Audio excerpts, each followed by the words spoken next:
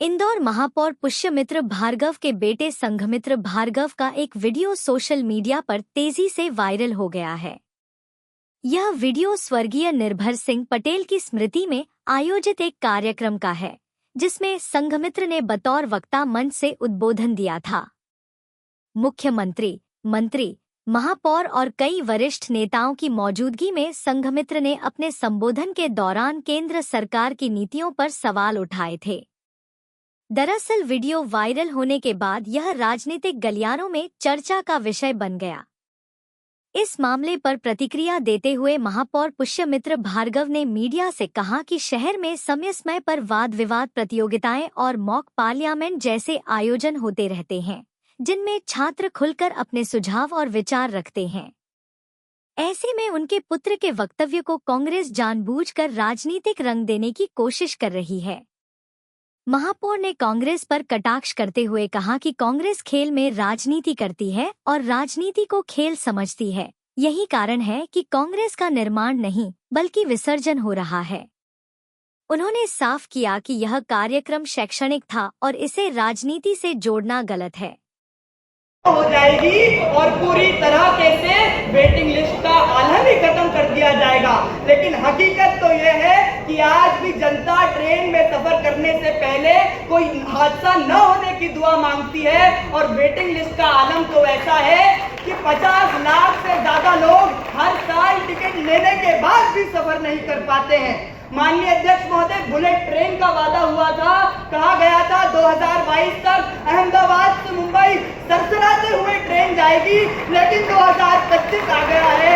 Bullet train तो नहीं, लेकिन वादा खिलाफी की रफ्तार जरूर दौड़ रही है। महोदय, करोड़ों रुपए खर्च हो गए, जमीन अधिग्रहण में घोटाले हो गए, लेकिन बुलेट ट्रेन सरकार की पावर पॉइंट प्रेजेंटेशन से बाहर नहीं आ पा रही है। महोदय, सरकार कहती है कि कवच तकनीक सिस्टम से रेल हादसे खत्म हो जाएंगे, लेकिन आपको बात बता दूं कि 10 साल में पिछले 10 साल में 20,000 लोगों ने रेल हादसों में अपनी जान गंवाई है। क्योंकि महोदय, जब रेल के डिब्बे टूटते हैं, रेल पटरी से फिसलती है, तब सिर्फ उस रेल के डब्बे नहीं टूटते, एक माँ की गोद सूनी हो जाती है, किसी बच्चे का भविष्य अंधकार में चला जाता है और एक बूढ़े पिता की आंखों से उसकी आखिरी उम्मीद छिन जाती है। महोदय, स्टेशन रीडेवलपमेंट की बात होती है, कहते हैं 400 स्टेशन हम एयरपोर्ट जैसे बनाएंगे, बनते कितने हैं? केवल 20। वहां पे भी जनता की आवाज आती है कि हाँ, चमकते बोर्ड तो हैं, लेकिन पीने का पानी महंगा है और भीड़ की भीड़ वही है। लेकिन आज मैं आप सभी को कुछ तथ्य प्रस्तुत करना चाहता हूं कि सीएजी की रिपोर्ट 2022 हमें यह बताती है कि 1.25 लाख करोड़ रुपए जो जनता का पैसा स्टेशन बनाने के लिए स्वीकृत किया गया था, उसकी आज भी 80% परियोजनाएं बाकी हैं। उसके बाद जो 78% सुरक्षा पर पैसा खर्च करना था, उसे डाइवर्ट कर दिया गया।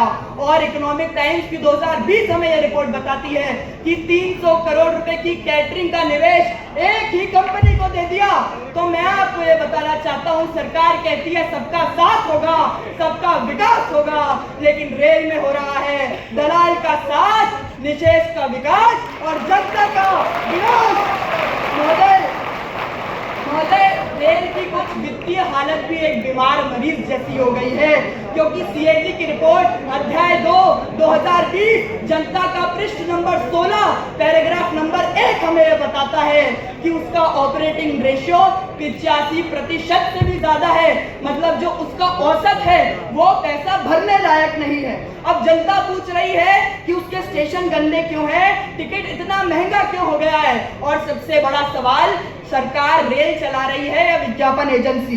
दुनिया देख लीजिए, जापान में 0 एक्सीडेंट मॉडल है, फ्रांस मालगाड़ियों से उसकी अर्थव्यवस्था बदल रहा है, और चीन ने तो 40,000 किलोमीटर की हाई स्पीड रेलवे बिछा दी। लेकिन कल एक जो डिबेट हुई वो अब राजनीति का विषय बन गया, क्योंकि डिबेट करने वाले आपके बेटे थे। इसको लेकर आप क्या कहेंगे? देखिए, ऐसा है, कांग्रेस की ये समस्या है कि वो खेल में राजनीति करती है और राजनीति को खेल समझती है। इसलिए कांग्रेस सृजन की बजाय उसका विसर्जन हो रहा है। नए तरीके की आजकल कई सारी छात्रों के बीच में मॉक पार्लियामेंट भी होती है, वाद विवाद प्रतियोगिताएं भी होती हैं। मिनिस्टर के रूप में आपकी मिनिस्ट्री कैसी हो या मिनिस्ट्री में क्या सुझाव आप दे सकते हैं जो आपको लगते हैं, तो ऐसी प्रतियोगिताएं शहर में रोज़ होती हैं। और दूसरे स्टूडेंट की तरह मेरे सुपुत्र ने भी अपनी बात विषय के पक्ष में भी रखी और विपक्ष में भी रखी। इसको वो कैसे देखते हैं ये उनका नज़रिया है, लेकिन वाद विवाद के नियमों के अनुरूप उसने अपना श्रेष्ठ प्रदर्शन किया, इसलिए आयोजकों ने उसको पुरस्कृत भी किया। अब कांग्रेस वाद विवाद के खेल को, एक स्पोर्ट को अगर राजनीति का अड्डा बनाना चाहती है तो ये उसके लिए स्वतंत्र है। शहर के गड्ढों सरकार का ही पक्ष लेते हुए नजर आ रहे हैं, तो नहीं वायरल कर रहे हैं। मैं इसीलिए तो कह रहा हूँ कि कांग्रेस जो है वो राजनीति को खेल समझती है और खेल में राजनीति लाती है। अगर नौजवान कोई अच्छा काम करते हैं और लोकतांत्रिक प्रणाली में पक्ष और विपक्ष, जो उस कंपटीशन का मॉडल था कि एज अ रेलवे मिनिस्टर आप क्या अच्छा करेंगे, तो जो उसने अच्छा बोला उसको तो हाईलाइट किया नहीं, जो उसका आधा पार्ट उसको प्रतियोगिता में बोलना था उसको वो हाईलाइट कर रहे हैं। तो ये उनकी मानसिकता, उनका स्तर को दर्शाता है। और इसीलिए ना तो कांग्रेस में कोई आंतरिक लोकतंत्र है और ना लोकतंत्र में उनकी आस्था है। मतलब क्या लगता है संघमित्र जी एक अच्छे नेता बनने के गुण आपको क्या लगा, आपने कल देखा? एक अच्छा नागरिक बनेगा, इसका मुझे विश्वास है। दिग्विजय सिंह जी ने भी ट्वीट किया है, बधाई दी है, तारीफ की है कि बहुत अच्छी डिबेट उन्होंने की। दिग्विजय सिंह की बधाई में क्या छुपा है ये समझने की बात है। शहर के मजबूत करें, ये तो भविष्य की पीढ़ी बने। और ये मैं अपने भतीजे के लिए भी जोरदार तालियां बजाऊंगा, जैसे भी मैं उसको बोलूंगा कुछ बात बाकी है, लेकिन उसने जो बेबाकी से अपनी बात रखी, पक्ष हो या विपक्ष, उसको जो जवाबदारी थी वही तो बोलेगा। तो उसको विपक्ष का विषय किया तो बोला, उसमें कोई मना नहीं, लेकिन मैं उसके कुछ विषय जरूर सुधरूंगा। उस विषय में ये और बाकी रह गए, जिसमें से हमारे लिए लोकतंत्र है, हमारी सरकार ने आप टॉप पे ले लो।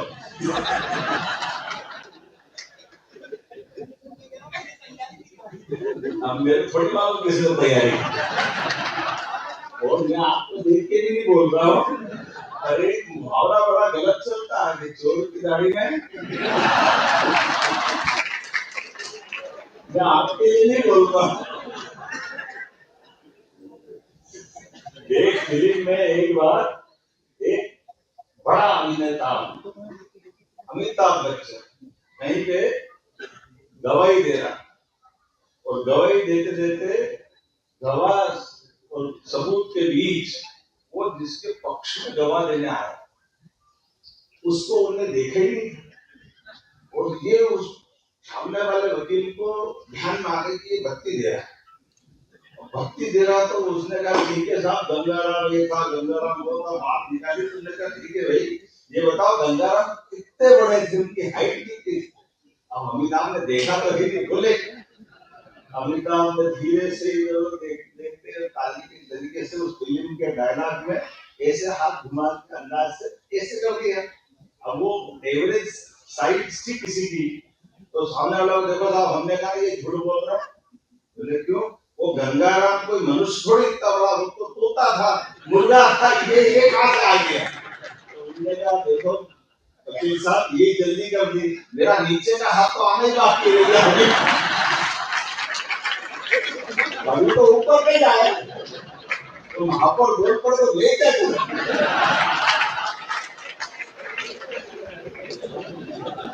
मैं आपके लिए नहीं कह रहा हूँ, हमारा भतीजा बहुत अच्छा बोला, लेकिन जो बचा है उसको और अच्छा कराएंगे, इसलिए बोलना, जिसने भी पढ़ाया उसका अच्छा।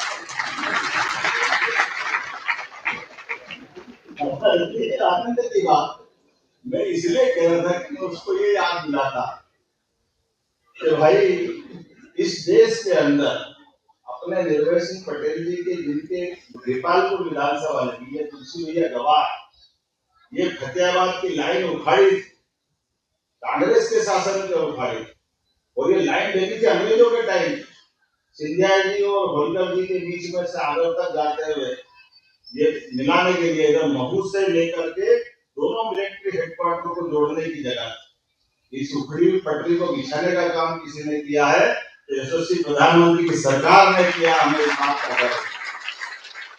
और बुलेट ट्रेन की बात है तो ये बात भी सही कि सपना देखा गया था, बुलेट तो छोड़ो, अभी तक भी आपके घर से कभी बड़े बड़े निकलते थे वो लाल लोहे के सने वाले डब्बे के नाम रेल के दिमाग में से चित्र नहीं जाता।